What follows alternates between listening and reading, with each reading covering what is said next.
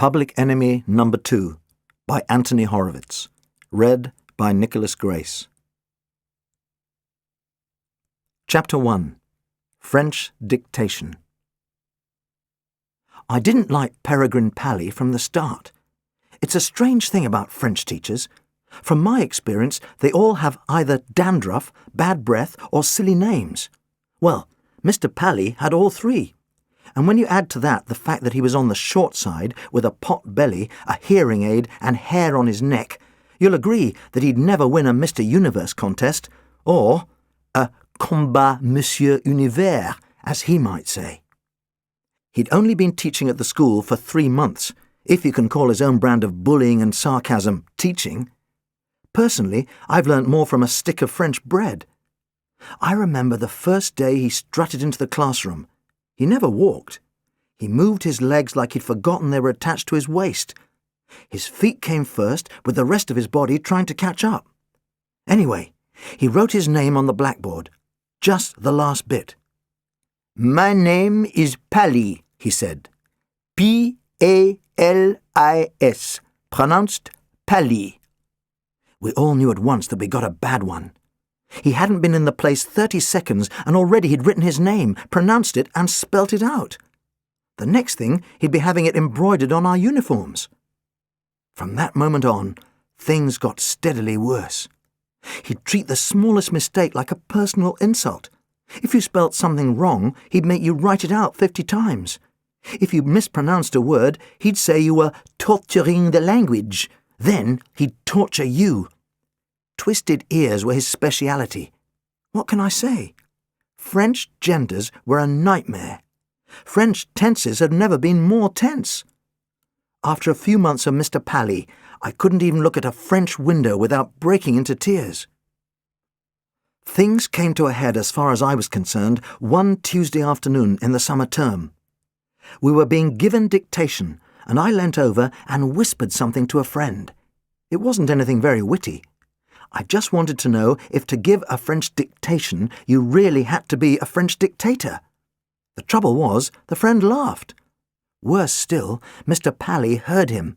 His head snapped round so fast that his hearing aid nearly fell off, and somehow his eyes fell on me. "Yes, simple," he said. "I'm sorry, sir?" I asked with an innocent smile. "Is there something I should know about? Something to give us all a good laugh?" By now he had strutted forward, and my left ear was firmly wedged between his thumb and finger. "And what is the French for to laugh?" "I don't know, sir," I winced. "It is rire, an irregular verb. Je ris, tu ris, il rit. I think you had better stay behind after school, simple.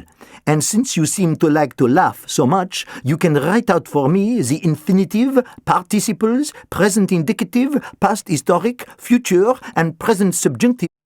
Nobody argued with Mr. Pally. Not unless you wanted to spend the rest of the day writing out the infinitive, participles, and all the resticles of the French verb argumenter. So that was how I found myself on a sunny afternoon, sitting in an empty classroom in an empty school, struggling with the complexities of the last verb I felt like using. There was a clock ticking above the door. By 4:15, I'd only got as far as the future. It looked as if my own future wasn't going to be that great.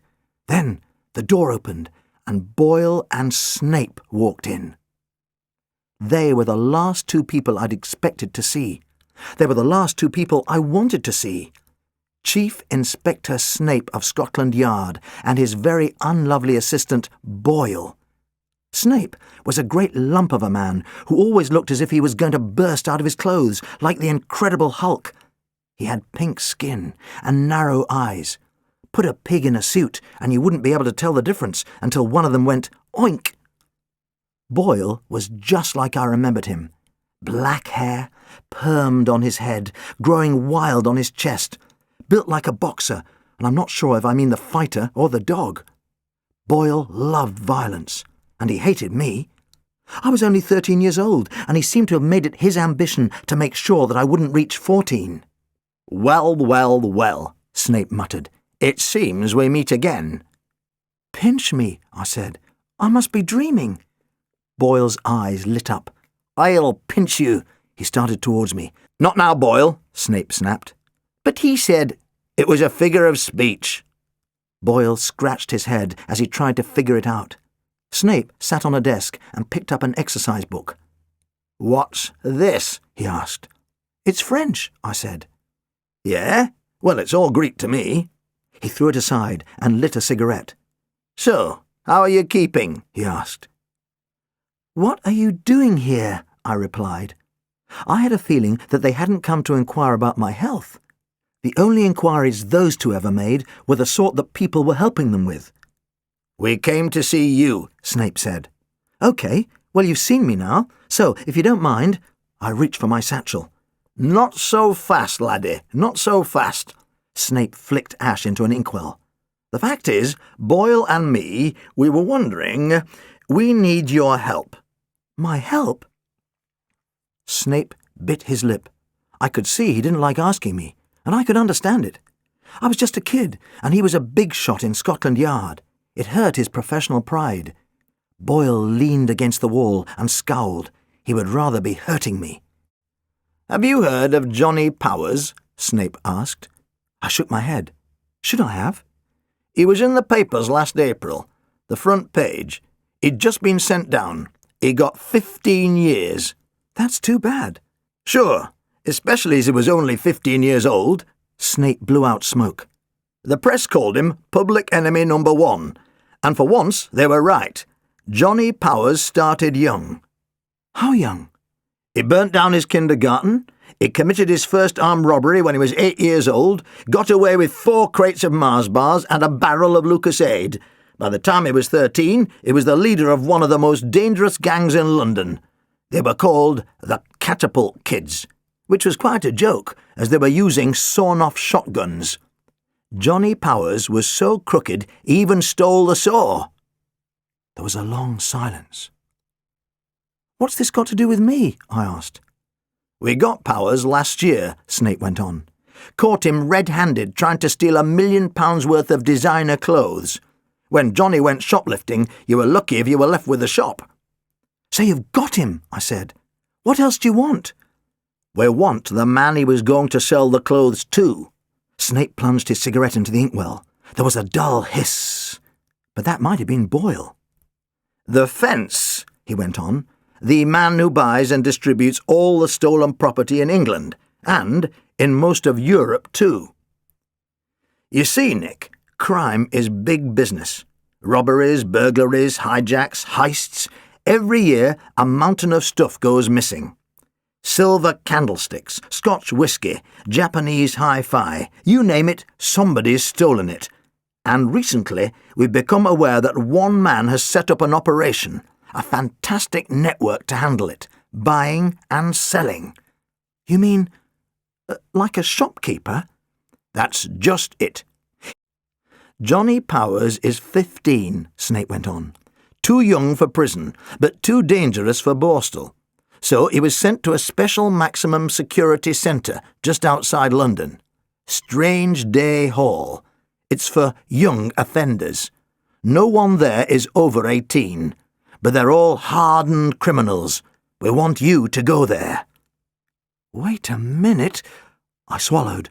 "I'm not a criminal. I'm not even hardened. I'm a softie. I like cuddly toys and the Beano. I'm—" "We'll give you a new name," Snape cut in. "A new identity.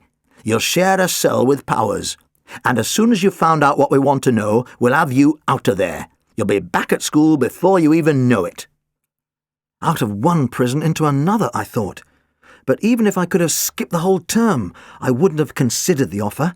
Snape might call Powers crazy, but that was the craziest thing I'd ever heard. "Let me get this straight," I said. "You want to lock me up with some underaged Al Capone in a maximum security jail somewhere outside London. I'm to get friendly with him, preferably before I get my throat cut, and I'm to find out who this fence is, so you can arrest him too." "That's right," Snape smiled. "So what do you say?"